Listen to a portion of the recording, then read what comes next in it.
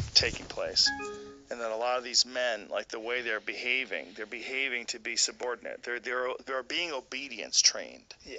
You know, and they're giving into it to show that you shouldn't punish me because I'm on your side, because they're terrified of the women that are wielding this power now. Yeah, but I got a theory. They're wielding it wildly. I got a theory about that, bro. What's that theory, bro? Well, men historically, when you create a bunch of quiet resentment, it turns into loud violence.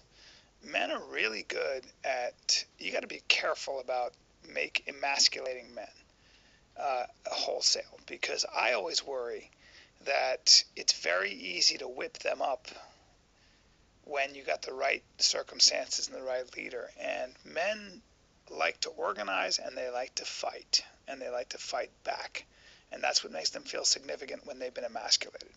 And I don't think it's, that's that expression, punishment doesn't change behavior, it just suppresses it. Well, do you know that in the turn of the century, not this one but the last, there was a giant bachelor culture in America where men they had just gotten through, like a lot of it was like in the 20s too, like after the Depression. It was like the burden of having a family was just too much.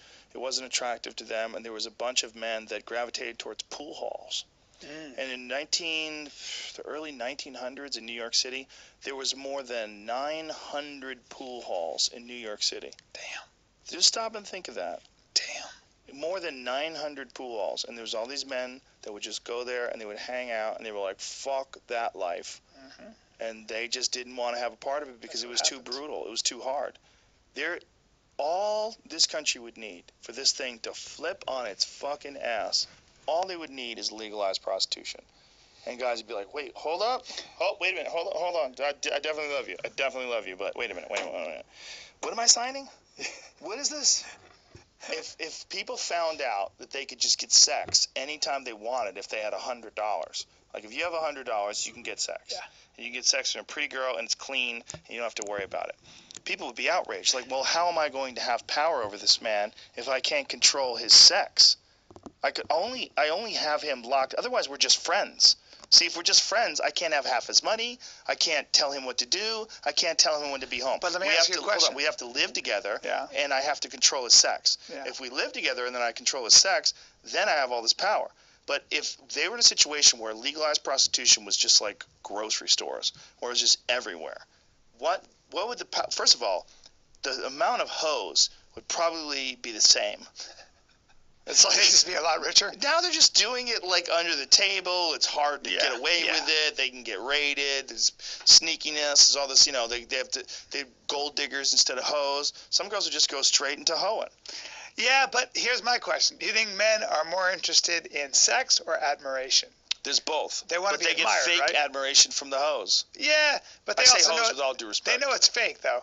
Like, I think men want to be admired more than anything else. They do. Yeah. They do. They want their dick to be the biggest, even if it's a mushroom cap.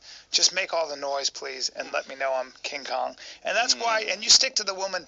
A lot of times you'll stick to that one woman who has got your back no matter what. She just loves Brian, your ass. But you're talking about a guy who finds that. There's a lot of people out there that don't find that. And for them, legalized prostitution, right next to Bolero. Hop on in. Get your dick sucked. Right next to Panera Bread. You go to Sandwich Panera Bread, and a dick suck. Get a grilled cheese and tomato soup. Get your dick sucked. Like, it would change, like, what people need. Like, why are you dating? Are you dating specifically for sex? Right. Or are you dating because you want companionship? Like, are you too consumed with work?